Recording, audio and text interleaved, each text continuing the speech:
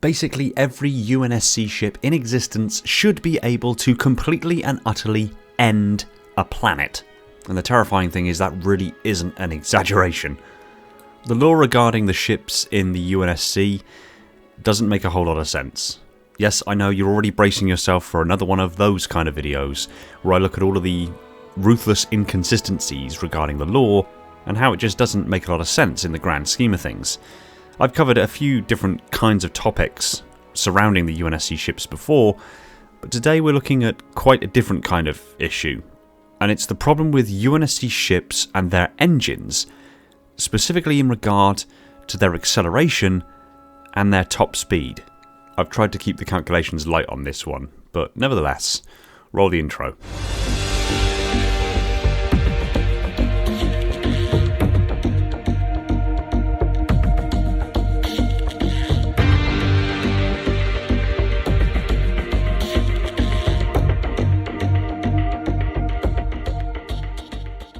Hey everyone, welcome back to Installation 00, and UNSC ships, generally speaking, move under nuclear fusion drives, being the primary sub-light propulsion systems used on these kinds of spacecraft. Not to be confused with the Shore Fujikawa Translight engine, which is used for travel at superluminal speeds through the 11 dimensions of slip space. Basically the Halo universe's equivalent of a warp drive.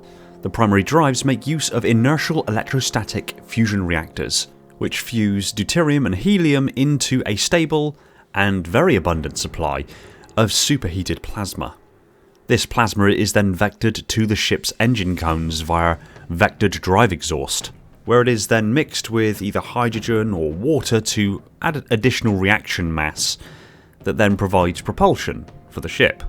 And yes, contrary to your expectations, water wouldn't kind of put out the ship's engines. This is plasma we're talking about. It just basically convert the water directly from water to steam to a superheated gas, plasma basically, and adds additional mass to the exhaust, thereby providing the necessary thrust mechanics to move the proportionally massive UNSC ships through space.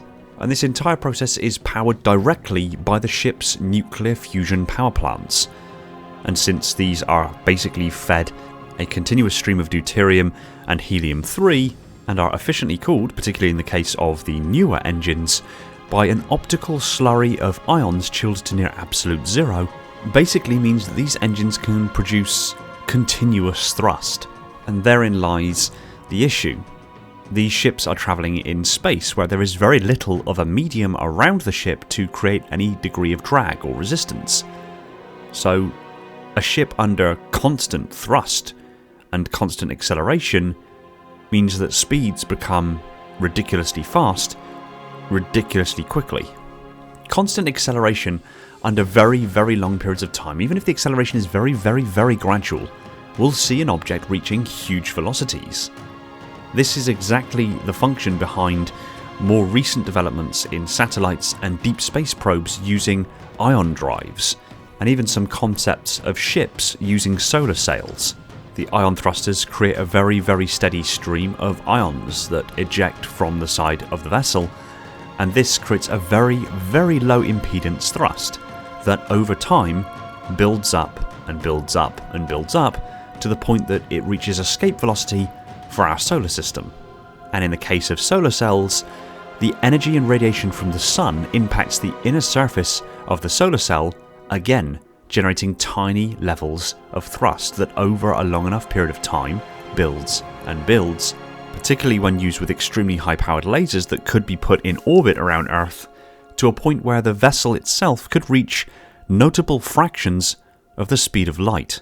We're not talking about sci-fi right now. This is things that we can actually test, and if budget allows, do right now. And yet we have multi-million ton ships in the UNSC that can seemingly accelerate in near perpetuity. Now, the interesting thing about spaceflight in the 26th century is that ships have actually made journeys between planets within our solar system, for example Earth and Mars, as routine as air travel today. It is worth noting, however, that the UNSC, at least in the 26th century, don't quite have the knowledge and understanding and technology to develop slip space drives that are precise enough to allow intra-system jumps. This basically means jumps between planets using a slipspace drive. The Covenant, on the other hand, they most certainly do have that technology, but humanity don't. So any travel done between planets within a solar system are done by the sublight engines. The slipspace engines are only really used to cover the immense astronomical distances between solar systems, with the ship often dropping out of slipspace at the edge of the solar system and then using its sublight thrusters to move further in.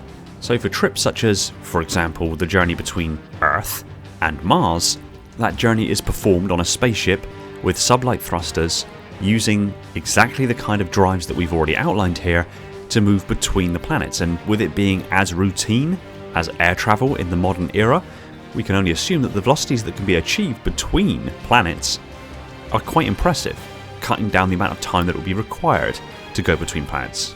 At the moment, our technology limits us to basically being a 9-month round trip if we wanted to go from Earth to Mars and back again. Again, we can only assume because there's never actually been any specific numbers put on it, only that the convenience of being able to move between planets in a solar system is very, very convenient on tandem with modern day air travel. So I'm going to make some very, very conservative estimates based on the velocities of these kinds of crafts. Now, if a journey between, say, Earth and Mars is that convenient, then even if it took, say, a week, because of the immense distance between Earth and Mars being 225 million kilometers, or 140 million miles, that means the average velocity of a human ship in this era must be on the order of around 372 kilometers per second. Now, although that sounds immensely fast, there's actually evidence to suggest that it's significantly faster than that. And I'll be honest with you, it does seem, at least in my own personal view, a little bit slow given the advancement of over 500 years of technological achievement, extremely sophisticated thrust technology, and for context, Apollo 11 got to the moon in 3 days with an average velocity of 1.4 kilometers per second. So yes, a jump from 1.4 kilometers per second for Apollo 11 and 372 kilometers per second for a UNSC ship is pretty huge, but again, given the 500 years of advancement, a completely different thrust method, and the tonnage involved, I'd say it's actually pretty modest. But for the avoidance of doubt, let's use in-universe context. The Marathon cruiser passing by the Cairo station's bridge during Halo 2. It travels its own length in 6 seconds. Now, its own length is 1,192 meters, meaning 198.6 meters per second. So yeah, that does sound a little bit slow. Again, for context, the International Space Station orbits Earth at 7,660 meters per second. So yeah, this is slow. But wait, the ship is moving at this speed relative to the velocity of the Cairo. Now, we don't conventionally think of the Cairo as moving in space, but she is. The Cairo is holding position at geostationary orbit above the city of Cairo on Earth, hence its name, meaning it is orbiting around Earth at the same speed that Earth itself rotates. In order to do this, the Cairo must be orbiting at 3,000 meters per second, and with the Marathon moving in the same due direction as the Cairo, we can then accurately suggest that the Marathon at least is capable of travelling 3,198 meters per second. Again, it still seems really slow for a ship of this size, but nevertheless, the Marathon weighs in at 12 million tons. Now, at that kind of velocity, if the Marathon was piloted towards, say, a planet, barring interaction with the atmosphere, it would hit the planet with the energy of 14,671,666 tons of TNT. Basically, 14,671 kilotons. A little under 1,000 times as powerful as the bomb dropped in Hiroshima. Which is huge levels of destruction. But again, given that this isn't a maximum speed, it's an estimation based on a very limited observation, it is likely that the maximum speed is much, much higher. An example of a much higher acceleration and top speed is that of the Inamber Clad, as it pursued the solemn penance from Mombasa it travels its own length in fractions of a second, suggesting an extremely high top speed. Difficult to accurately chart based on the in-game cutscenes, so one can only imagine the G's of acceleration possible to go from a standstill to that speed in such a short space of time. Now, on this particular point, I make no specific claims on the accuracy of this estimation. This is literally eyeballing it from the in-game cutscene, so take it at face value. But in the last moments of this cutscene where Amberclad puts her engines to full and rockets through the slipspace rift directly behind Solemn Penance, it looks like she can travel her own length in just under 50 milliseconds. Which means in this particular cutscene, Amberclad was travelling at 9,560 meters per second.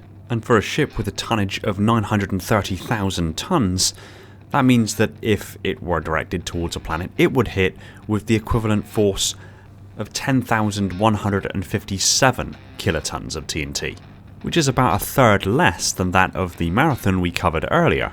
But the Marathon was travelling about a third as fast, and yet weighs over 12 times more. The scary thing being that the Marathon class heavy cruiser is a much newer ship than the Starward class light frigate that the Amberclad is, meaning one can only assume that engine technology has become more powerful. Yet if the Marathon is capable of even the same velocity as an Amberclad, it would hit a planet with the force of 131,061 kilotons of TNT, or over 9,000 Hiroshimas, or about 2.5 Tsar bombers. Going back to our previous point on a more or less limitless supply of energy being fed to the fusion drives from the fusion reactor, UNSC ships could, hypothetically, accelerate continuously. Then we have a very, very different problem altogether. A Marathon, rated at 12 million tons, could accelerate at a very, very conservative acceleration of 1 g. It could hit 35,280 meters per second in an hour. And at that speed, it could hit Earth with the energy of 1,784,911 kilotons of TNT. The same as 31 Tsar bombers.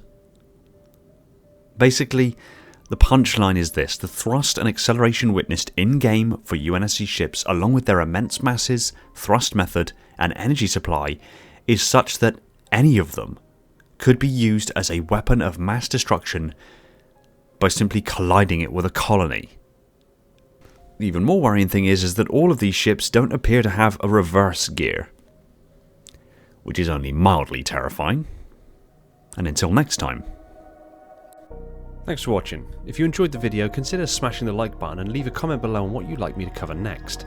Big shout out to my patrons Spartan10148, the Metarch of my installation, Falcon, Prophet Bear, Mikhail, Sophia, and Ashley, my dutiful monitors, Darian, Scarab, Spartan0137, Anthony, Ghost, Aaron, Chris, Jacob, Sean, Element Zero, Somatic, Jordan J3, Dan, Mr. Keys, Directal, Gunslinger, Jacob, Bandmill, Echo, Evermore, Officer Cat, and Personal Devil, my diligent sub-monitors, my fleet of Strato Sentinels, and my loyal enforcers. And all the other patrons who have jumped aboard to support the channel. It means more to me than I can accurately put into words. Another shout out to my Tier 0 Transcendent YouTube members, Spartan137, Jacob, Schmitty, Talia, Fenrir, and Born Stella, and all the other YouTube members keeping my installation running on that glorious vacuum energy. Shout out to John for I don't fucking know. And if you want more of this kind of content, hit the subscribe button and the little bell icon so you don't miss any future videos, and consider jumping aboard yourself as a patron or YouTube member to keep the channel alive and kicking. Thanks again for watching, take it easy everyone, and find peace in the domain.